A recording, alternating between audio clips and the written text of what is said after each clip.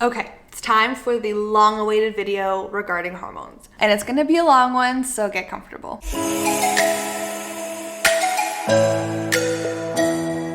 Hello everyone, thank you so much for clicking on today's video. For those of you who are new to my channel, my name is Megs. Today's video, I really wanted to highlight the importance of hormone health, especially in women, and more specifically hormone health after doing cancer treatment, because this is an issue that I didn't even know was a thing until it happened to me, and this is something that was never taught to me, brought up to me by any of the healthcare professionals that I saw during my cancer treatment.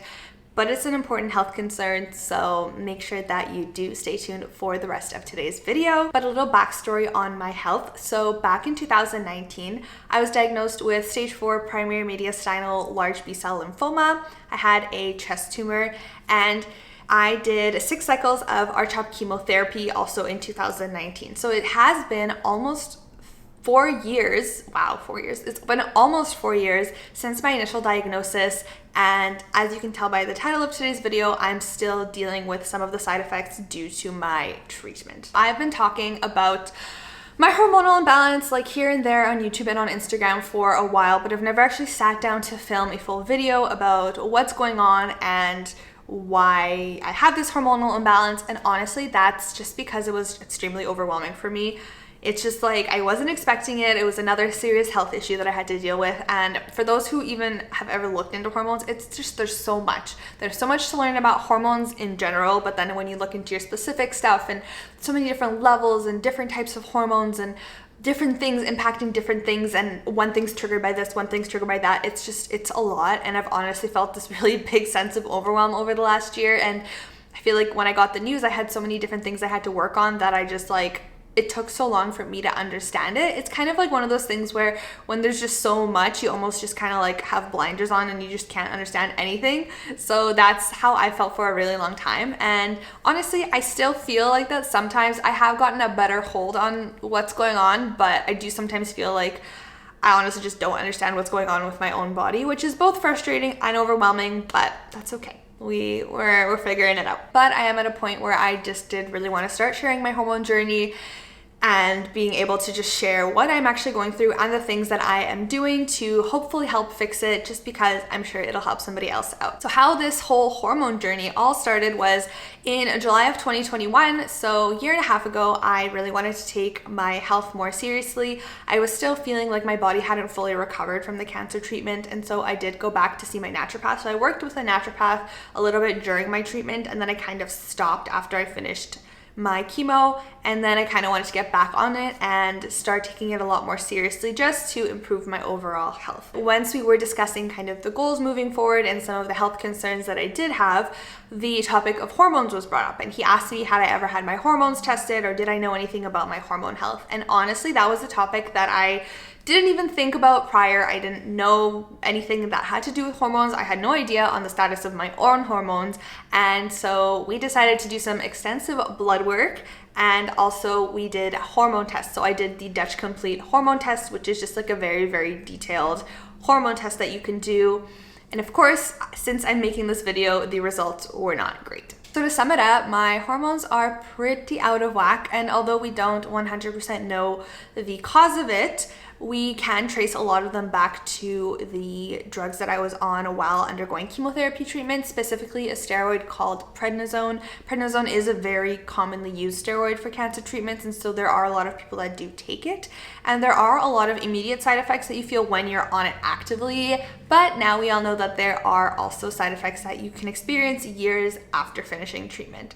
So that is probably one of the indicators of making sense of all of this for me, was because I was on such strong steroids when I was doing cancer treatment. That kind of makes my results almost make a little bit more sense. And I honestly never even thought that this was something to think about. I didn't realize. I knew that there would be effects on my body post-treatment. Of course, my body recovering from everything, but I didn't realize that it would go to the extent of my hormones. This is, again, something that was never brought up to me by my oncologist, by my medical team, by any of the doctors that I saw. This was just never a thing that was brought to my attention.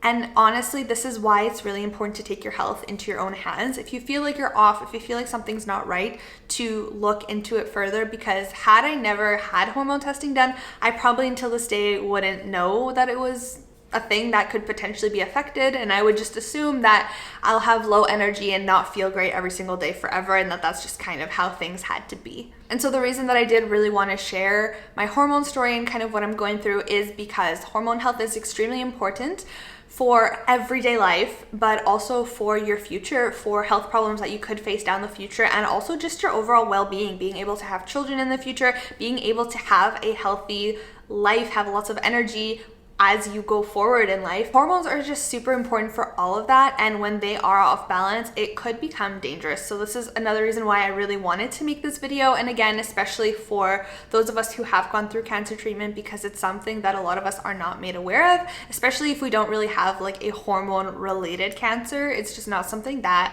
we are told to think about, and we think about ourselves. And this video is not to provide any sort of hormone advice at all. I am not a doctor, I'm not a hormone specialist, I'm simply somebody who is experiencing this, and I'm just sharing my personal journey and what I'm going through and how I'm dealing with it for myself. So this is not to provide any advice at all. If anything, I just want to spread awareness, and I just want to make people consider their hormones, and especially when they have gone through something really traumatic in life where you have had to be on certain medication, to just think about your hormones. And just one last note on that, if this is something that you do consider looking into, I would strongly recommend doing your research into seeing a hormone specialist, because our general practitioners, our MDs, they aren't necessarily specifically trained in hormones, and so that might not be the best option. And if this is something that you are going to try to pursue, I would recommend looking into a specialist such as a naturopath or other specialists who will do a lot of research into the root cause of what can be causing your hormonal imbalances, and then help you find natural ways to be able to balance them out. So I know that synthetic birth control and hormones also do play a role in hormonal imbalances. We've definitely heard that, especially lately. It's been brought to light a lot in the media about how much birth control has affected hormones. And I don't know to what extent it has affected mine, but I think it does have a role somehow in it. Just to make a long story short, again, just because this is relevant information in what is happening, I was on the pill for about 8 years. So I was on the pill when I was undergoing cancer treatment, which allowed me to keep my period throughout my entire cancer treatment and then after. So I never fully lost my period, and my oncologist did recommend that I do stay on the birth control pill while I was undergoing cancer treatment. About a year after that is when I decided that I no longer wanted to be on the pill, and I got a hormonal IUD. I've been on that for about 2.5 years now, but I will be getting that one removed and having a copper IUD put in instead, just because the copper IUD has no hormones at all, and I don't want to have any synthetic hormones in my body. So that is one step that I will be taking in the future. With that, also important information is that I have not had my period in 2 years. So it is sometimes common for people with the hormonal IUD to lose their period, and that is what my gynecologist told me initially, that this was just because of my hormonal IUD. However, now knowing that I do have this hormonal imbalance, I'm also thinking that maybe this has to do with that. So I guess we won't really know until I get it removed, but that's also kind of like a key piece of information with my hormones being imbalanced. Okay, now I'm gonna show you a clip of when I did take the Dutch hormone test, just so you can see kind of like what the testing looks like. This is just for the specific test that I did. So I did do the test initially, I think in like July 2021, and then I repeated it again in August, just this last summer, so August 2022.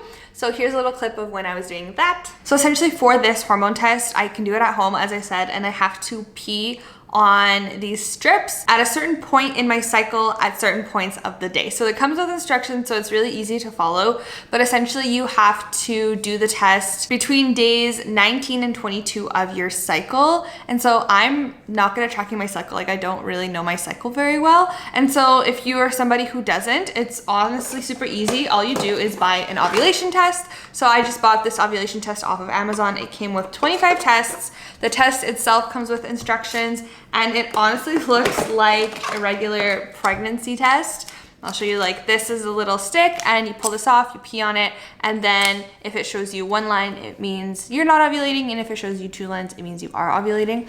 But there is a full instruction manual that comes with it explaining like what the line means and whatnot. And so essentially I did these tests every other day until I got like my ovulation. And then when I did ovulate, I did it every single day and to kind of see when I would stop ovulating. Funny thing is, I literally like want to keep these out so I would remember to do it every day, but then every time we have people people come over, I had to hide them because I didn't want anybody thinking there's literally a baby on the cover. So I didn't want anyone thinking we're trying to have kids. So I did this until I got to my like ovulation phase, and then I kind of looked online what the cycle looked like. And based off of that, figured out when were the right days that I needed to do the test. I'll just show you what the test kind of looks like. So I'm starting the first part of it right away.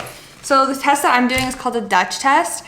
Again, this is just what my naturopath uses, and I'm sure there's tons of other tests out there, like I just don't know of them, but this is the one that I'm doing. This is the one that I did almost a year ago when I initially discovered my hormonal imbalance, and then I'm repeating it now just to see whether anything gets better. So it comes with so many detailed instructions about how to do everything, what to do, like when to take your different samples, how to take them, what to avoid, like any sort of question. So it's really, really user friendly. And then the patches themselves, they're labeled and they look like this. And so essentially you open it up and this is the part that you pee on, and then you just let it air dry for 24 hours. And then once you've completed all of them, you send it in. So it's really awesome because they do send you like a bag to send, pre-made label, and even more instructions / paperwork to fill out. It starts off at dinner and then it goes, you pee dinner, bedtime, overnight if you wake up overnight, when you wake up, and then 2 hours after waking up.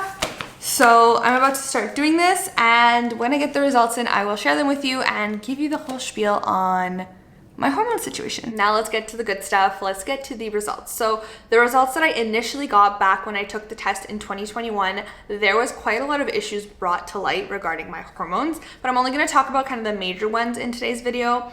So I have my notes right here so I can read them all for you. So the first major issue, which was not really a surprise, was my cortisol levels were just completely out of whack, and they were really, really imbalanced. I essentially just had like no energy. I had adrenal fatigue and essentially what would be medically diagnosed as burnout. That we determined was strongly connected to the steroids that I was on, because the steroids, prednisone specifically, was so strong and it was suppressing the body from functioning normally. So that way the treatment was stronger and did have more of an effect on the body.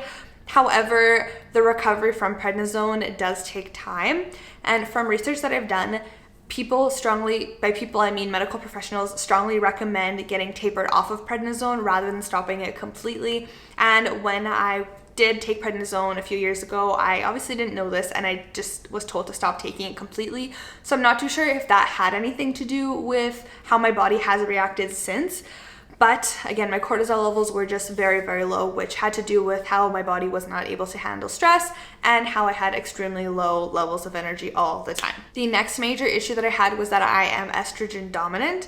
So the body produces a lot of different types of estrogens, and the one that my body is overproducing is called 4-OH-E1, which is known as the bad estrogen. I almost said progesterone, bad estrogen, which is great. We love that for her. And the bad thing about that is that not only is my body overproducing it, my body also has a really hard time detoxing it naturally. So this is a very, very important one, because as it is the bad estrogen, if there is too much of it in the body, it can actually damage your DNA. And when your DNA gets damaged, that means mutations, and we all know that mutations means illness.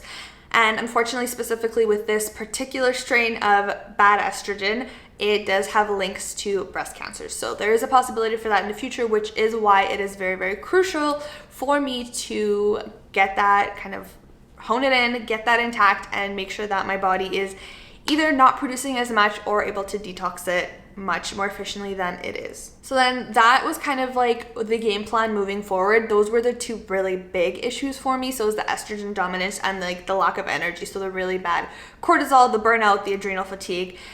And hormone balance is a long-term game. It's also a very expensive game, because I'm not going to sugarcoat it. It's quite an expensive journey. Naturopaths are usually not covered by insurance, but that again might be dependent on where you live, and the supplements that you do take are also not covered. So it's been a year now. It's been an expensive year, but health is wealth, right? So you got to do what you got to do for your health. After 1 year, I did repeat the Dutch hormone test, and the results that I got were honestly not what I would have liked to see, especially knowing all the changes that I made throughout the year, all the supplements I was taking.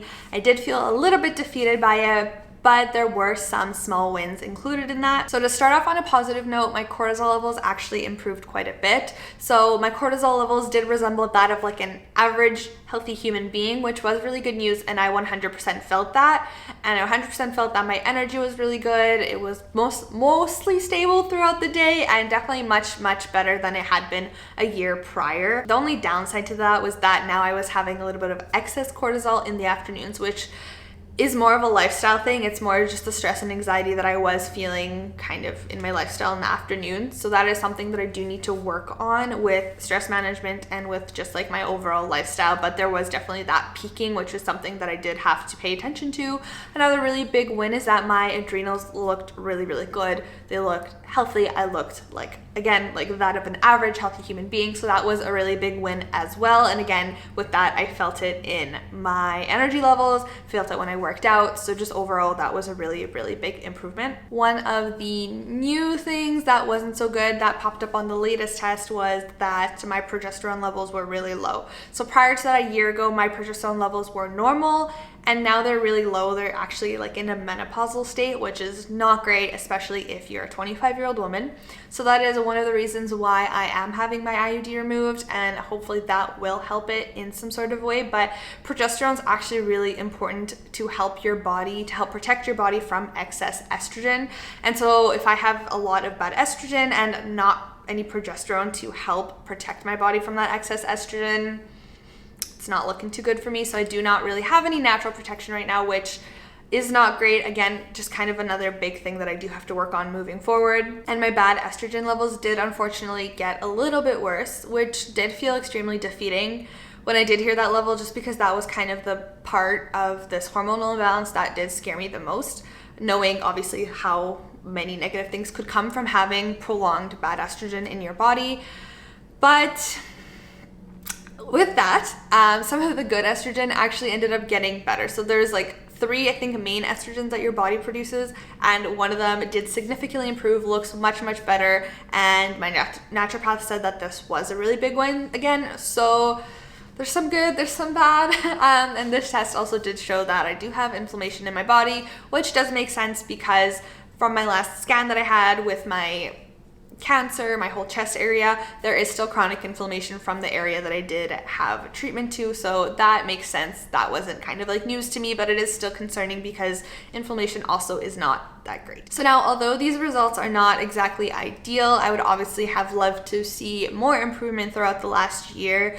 It is good and bad because now we kind of know how to restructure the plan moving forward and the different things that we're going to try to focus on the stuff that is more important. So I think we're going to focus less on overall hormone health and more specifically on the really key components that I do need to work on to make sure that I can bring my body back up to a healthy level. Like I said, your hormones are impacting not only your day-to-day life, but they impact your potential for or possibility for disease in the future, your overall health in the future. And so it's really important just to take them seriously.